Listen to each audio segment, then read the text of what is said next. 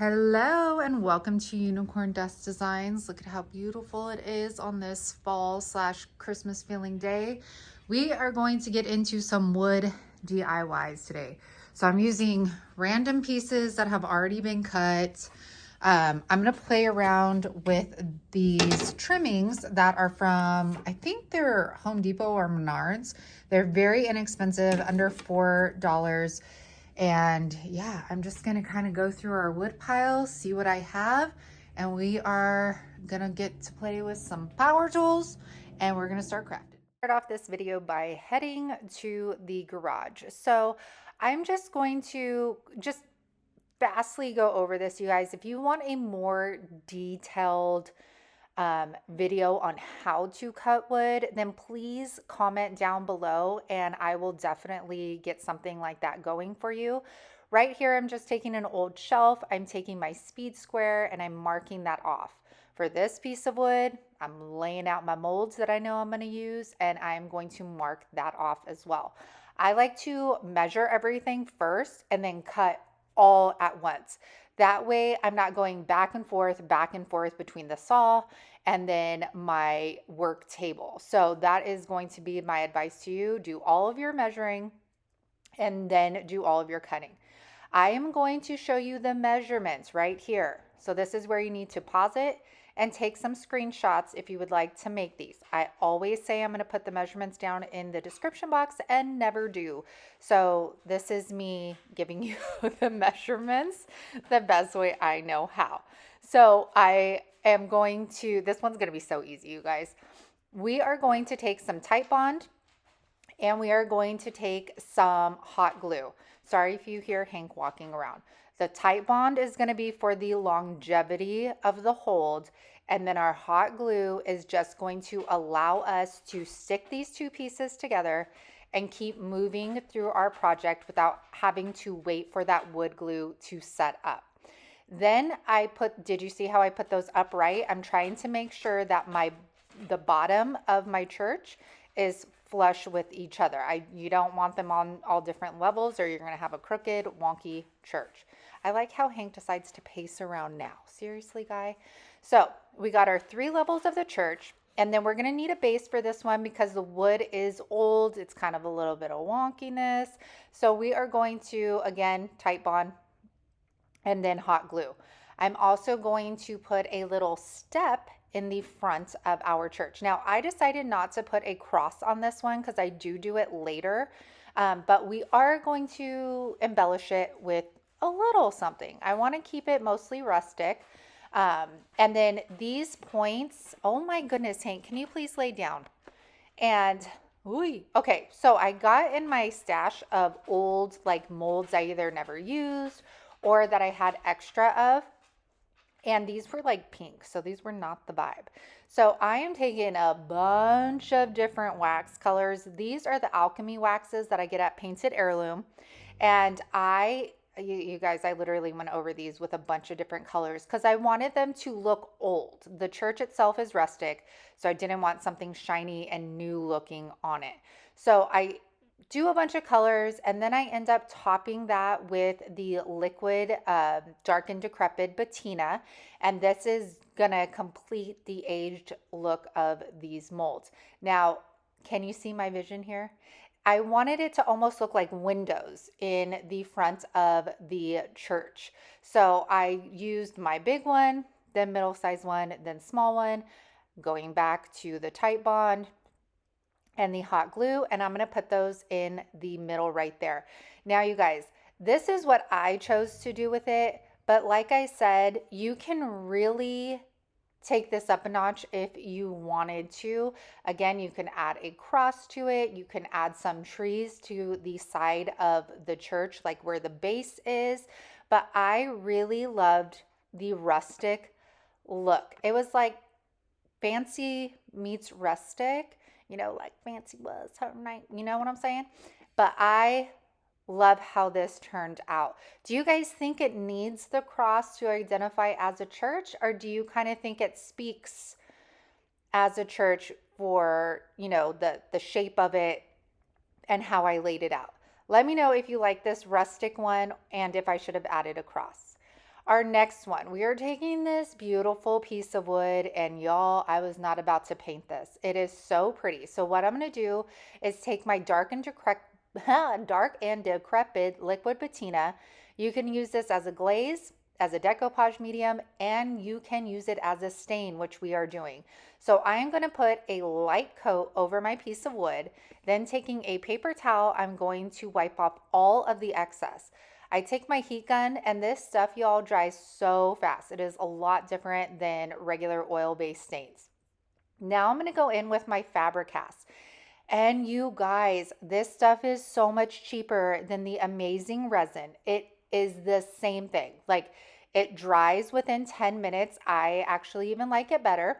I did put it on my Amazon storefront link in the description box. However, I will say it is cheaper on the direct website of Fabri-Cast.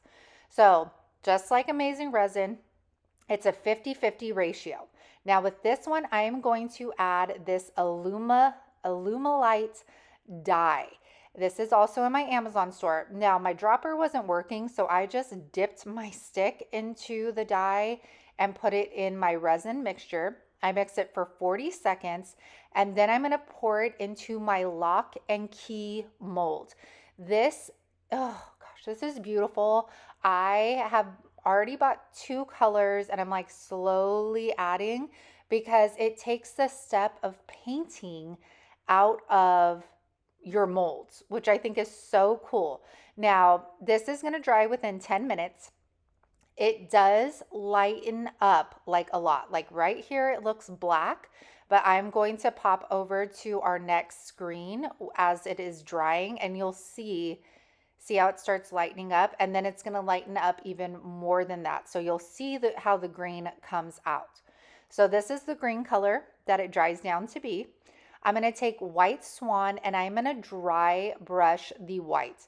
For some reason, there was like white speckles. I don't know if I had left like some white resin in there, but the way to fix it for me was just to dust some white over there. It brought out the details in the lock and key mold anyways. I do have some of these on stock, you guys, so definitely check out the website. So I'm going to dust all of these with the white. Make sure though to clear these with either Big Top or DIY clear wax because you are putting paint on them. I'm going to go ahead and flip my wood piece around before we put the molds on and apply my sawtooth hanger in case somebody would like to hang this. I get mine at Walmart, but you could get them anywhere. Now we're going to do our placement, you guys. I'm going to use the key as the tree stump or whatever it's called. I think it's called something else. And then I'm going to go from biggest to smallest. Now on the very top piece, I know I'm putting the hole of the key the wrong way. You end up, do I flip it? Yeah, there we go. But I like the way that it looks. So it's up to you how you would like to place it. And then I am going to go and do the same thing I've been doing, tight bond and hot glue, and we're going to attach those. You guys can, I mean, this can be epic. You know what I'm saying? Like you can really dress this up or dress it down. I really loved the look of this piece of wood, so I was not willing to paint the wood itself, and I think that the molds speak for themselves. So I'm going to do all the gluing all the way up. And look at how beautiful those are. Yes, ma'am. And I'd be lying to myself and you guys if I did not say I did not want to use gold wax. So we are going to dust that stuff all over our molds here. And I'm just dusting. I'm not putting like a lot on. It needed a little bit of sparkle. And I forgot to show you guys the measurements. So here you go. Take your screenshots and look at how gorgeous this Christmas tree is. Again, we did that like fancy meets rustic. Like I said, like this can be super over the top fancy with these molds, or you can let the molds speak for themselves. I put it on this beautiful piece of wood, and I think that the tree really stands out on this. All right, this next one. These are just 2x2 pieces. I'm playing around with like the molds, what I want to put on here. These are just extras. and I decide I'm going to do these snowflakes. You guys, if you have not already pressed that subscribe button, do your girl a favor and press it now. Thank you. Oh my gosh, guess what we're doing, you guys? Titebond and hot glue. At least you know I'm consistent, okay? There we go. So we're going to do that to all 3 of our wood pieces here. And then I am going, oh, here's your measurements. Let's take a moment of silence. I was actually consistent in this video. You guys are welcome.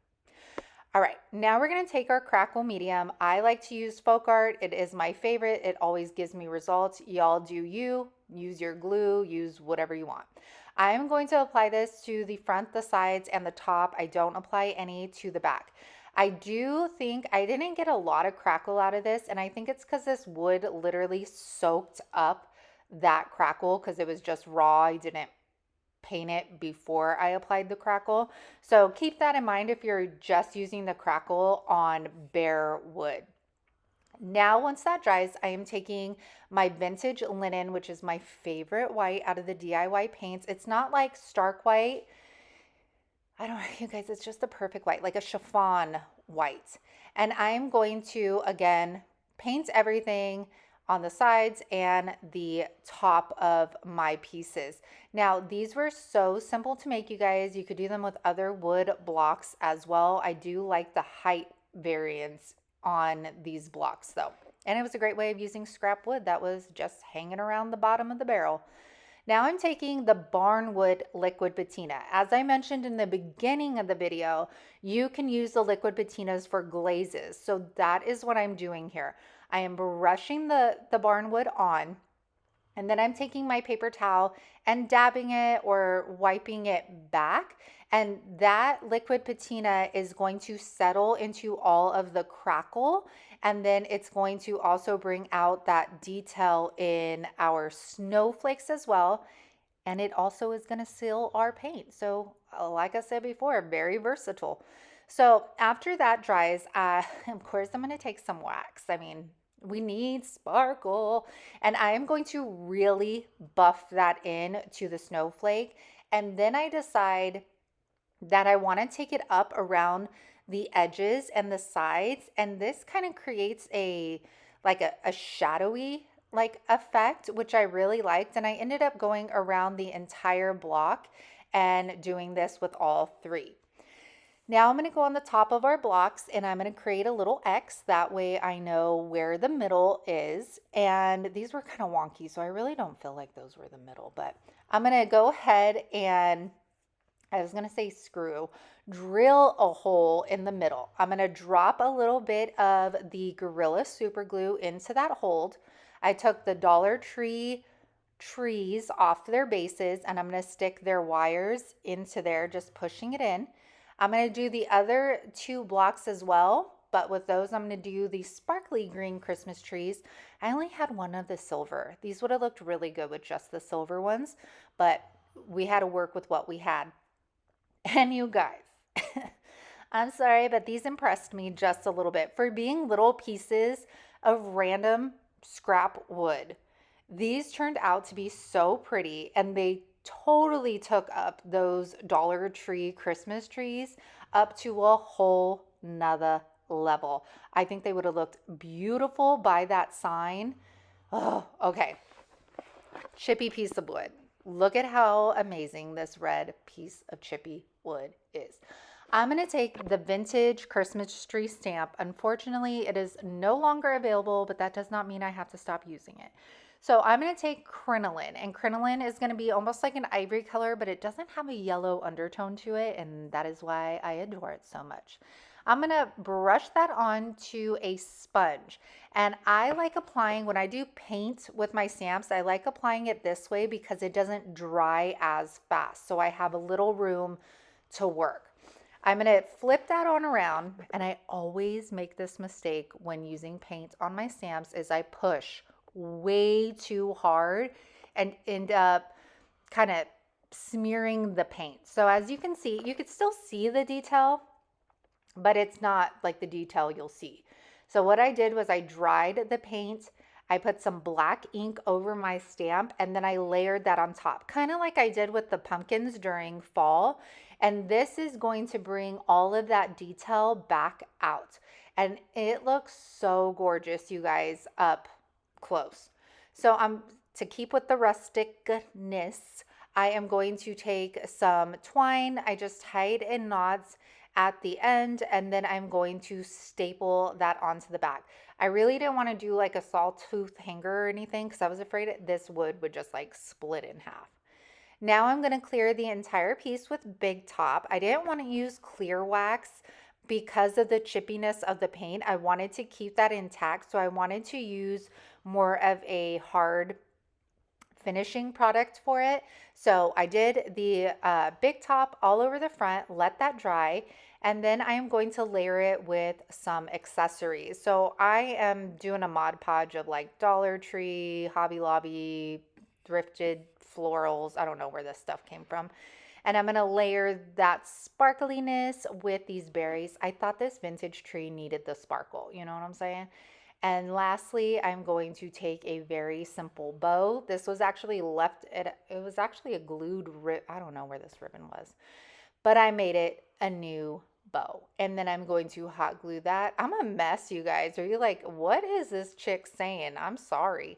And here's how cute this turned out. It was a great way of using a old piece of probably vintage wood and putting that vintage stamp over it, and it created such a beautiful Christmas decor piece. Who over here has salvage wood that they can use in their decor? All right, I got another church for you, and I want you guys to take your screenshots right now. This church, it turned out better than I thought, actually. Once I took the reveal video, I was like, oh, okay, you didn't do so bad here. Now, you guys, if you want to learn how to make the houses, I'm going to attach Brandy's video from the DIY struggle. She recently did one, and she shows you exactly how to cut these little houses out of wood. So that'll be in my description box. We're going to start off by standing them up. Our taller one is going to go in the back, and I'm going to use my Titebond. Now, I forgot to use my hot glue, so I had to wait a couple minutes, and then you guys, I did nail the two first pieces together. Then I glued the third piece, the front piece, to the front of the church. Then I let that set up for a little bit, and I'm going to take that nail gun and I'm going to nail this one to the middle one. So now essentially they're all nailed together, which is exactly what we want. I'm going to put the little step on the front as well. Unfortunately, we can't do that. And I did, so you guys know, nail all of the bases to the actual pieces if I did use a base in this video. Now taking weathered wood, I'm going to mix that with some of the salt wash. I do have all of these salt wash kits back in stock, you guys. So check that out.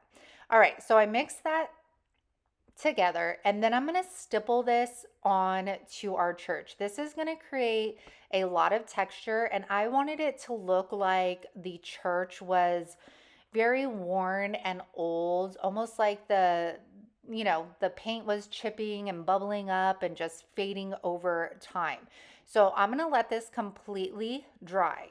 Then taking that crackle medium once again, I'm going to go over my entire church. The only thing I don't put the crackle medium on is the back of the church, but I make sure to get the top of the roofs and then the sides as well. Now I'm going to take tarnished pearl. Tarnished pearl is going to have a gray undertone. We have quite a bit of like versions of white in the DIY paint, so that's why I'm trying to explain to you like the undertones of what they are. So I paint the entire church. You'll get a close-up of how that looks. Do you see that crackle? Girl, yes. Okay, so I free-handed a door. And whenever you start free-handing stuff, I mean, that's where it gets a little dicey, okay? This is where you're like, man, this could go so wrong or so wrong. And at first I thought it wasn't that great. But then I did the reveal video and I was like, all right, sis, you didn't do such a bad job after all. So I painted the door with weathered wood and then kind of highlighted it with sandy blonde just to give it a little dimension. I'm also going to grab a bell that I've had. I painted that with weatherwood, and again, I layered tons of different colors to get the right look I was looking for. Again, I wanted the bell to look old and not brand new, so it went with the church. I'm going to use my Tite Bond and I keep on wanting to say super glue, hot glue, and I'm going to adhere that right to the top. Now with this church, we for sure needed a cross because this beauty was too big not to have one. So I took some of these trimming pieces, and you will see more of these, you guys. I just cut so many wood pieces, I didn't have time to show them all to you, or this video would have been an hour. I'm going to paint that with the tarnished pearl. Then I'm going to clear it with DIY's clear wax, and I also cleared the entire church with this as well. I am going to dust some of the dark and decrepit dust onto here. This is going to make it just look a little bit more dirty and worn and not so like, oh, you just painted the cross and that looks brand new, but the church doesn't. So I do that, and then we're going to glue our pieces together to create our cross. And then using my little combo, we're going to glue it to the back. Now, my cuts, my like peaks on my roofs were very wonky. They were not straight.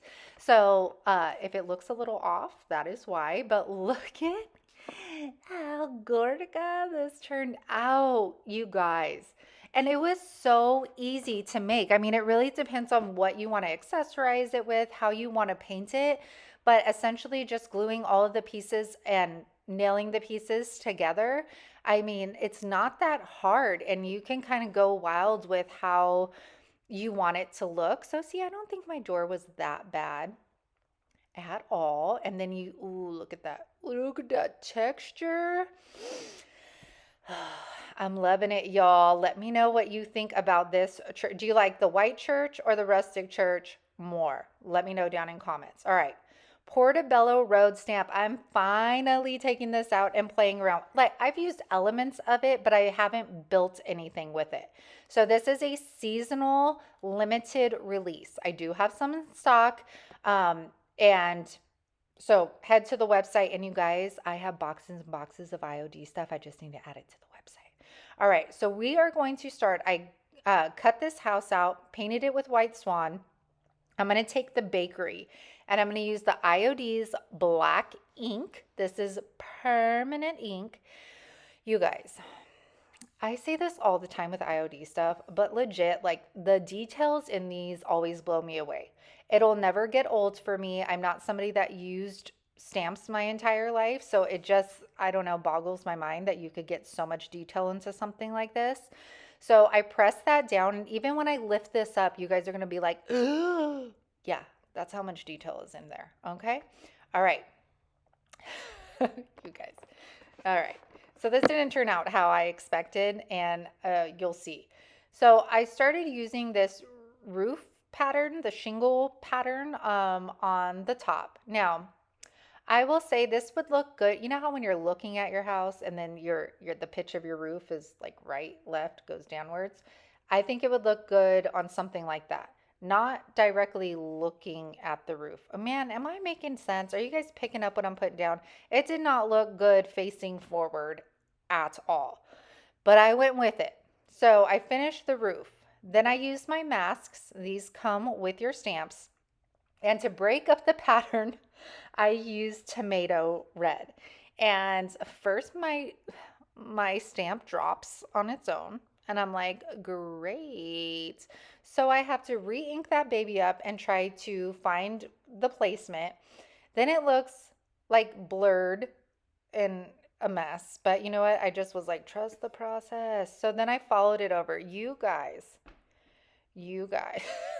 that looks so busy. It literally looked like I was just like layering stuff on top of stuff. So what did we do? We took a breath. We stepped away. Y'all calm down, okay? We took a breath. We were like, all right, how can we fix this? Let's go for plan B here. So I took my white swan. I put 2 coats over the ink, and I covered all of the mess up top off. And let me tell you, plan B turned out way better than plan A. So now I'm taking this little planter box. This is what we're going to start with. And I'm going to put that one down first. Then I put my mask over it, and I put this beautiful woman over it.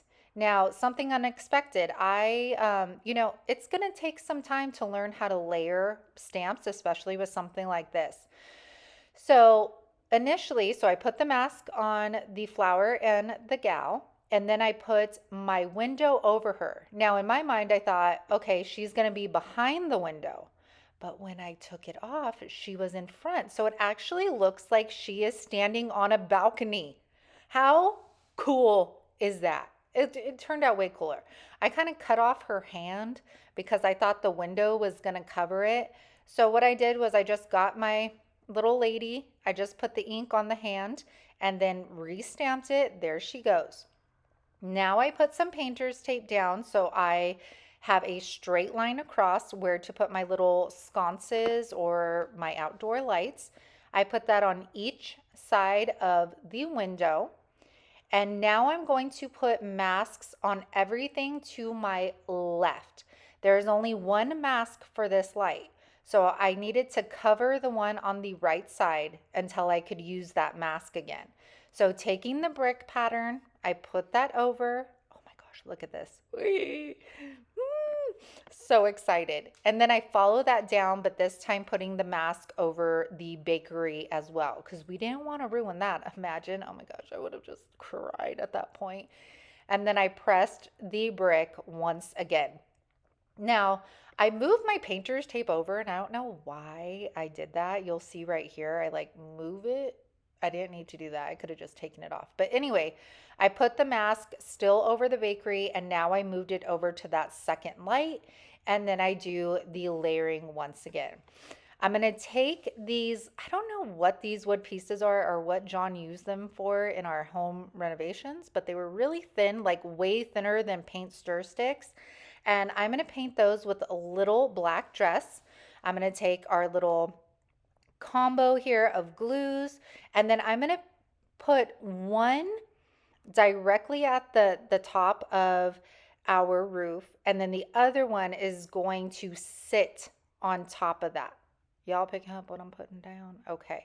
Now, for whatever reason, this thing was so wobbly. So I needed to create a base for it. So I grabbed this 1x4, it's 1x4, and I painted it little black dress. And then here's your measurements for this, you guys, because I forgot to give it to you in the beginning. And the step that I did leave out because I needed to wait until it fully dried was clearing it with Big Top. I did not want to smear any of that ink, so I waited a full 24 hours before actually clearing this. I'm going to glue everything to that base, shoot some nails up under it, and oh my goodness. You guys, I had so much fun with this stamp, and this is definitely something that you have to take time with, maybe put on a show and just engulf yourself in it, because the variations are endless, and then just learning how to layer the stamps on top of each other is a little tricky, but the outcome is stunning and the options are endless. Now these are going to be easy peasy. These are our last ones. This was the little shelving piece I had and I cut up. So we're going to make little risers out of this. So for this one, I painted the underside and the sides with Monet's Garden. The legs are going to be Monet's Garden as well.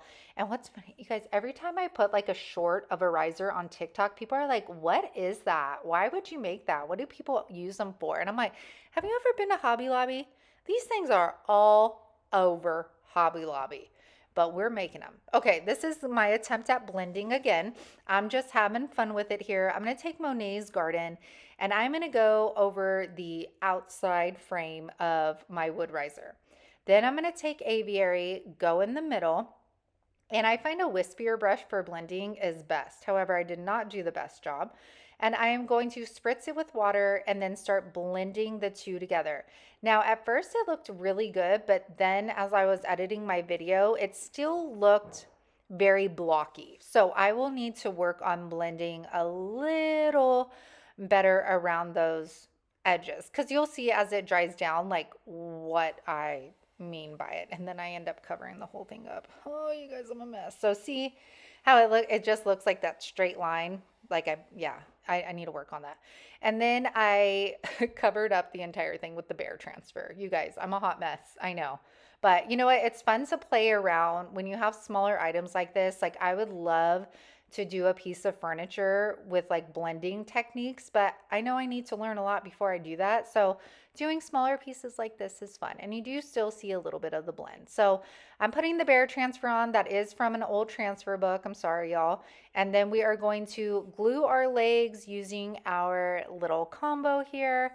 And this one is going to be, oh no, we still have to clear this because we are going to have things setting on top of it. So I did not clear it with clear wax. I did the big top, so I have a hard finish. Now our second one, I'm going to use crockery in the Jamie Ray Vintage Cottage colors. This has a built-in sealer to it, so you do not have to put anything over this. I'm going to paint the entire thing, and then using the winter adornment stamp, which I wish they would have called this like an everyday adornment stamp, because I really don't think it's Christmassy. I think there's one of them that might have a poinsettia on it, but it could be a lily too, so I don't know. Anyways, we're going to go ahead and stamp this baby on. Now, I did say that the JRB colors have the built-in sealer, but because I put the ink on top of it, the stamp, I will have to seal that. So I have to let that completely dry first, and then I will top it with some big top, or I could even use DIY clear wax, and then that one will be completely finished. And this was, oh, here's your measurements, you guys. Sorry, forgot that. These are basically 3 1x2s stuck together. And this is how they turned out. So this is something, risers are something you could put like candles on, you know, like a soap and a little hand towel.